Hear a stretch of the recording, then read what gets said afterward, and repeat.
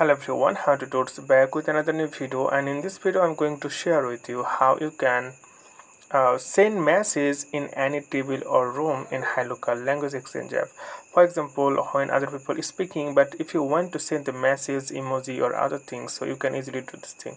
So how can you do this? Just okay, let me find any room so that I can enter. Okay, so okay, I'm just going to enter this room. Let's talk in English. So I'm just going to enter, and the wait a second, please. It takes few moments to enter. And here,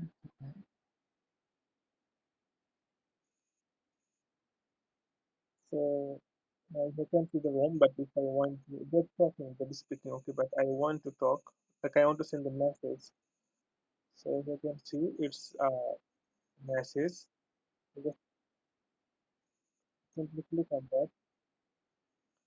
Once I click on that, then I can click on the AI. As I can see, and sorry, it's now it's now sorry.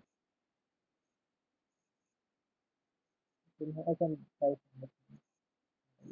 and send, and you can use for any other thing. Okay, friend, I hope this video. And thank you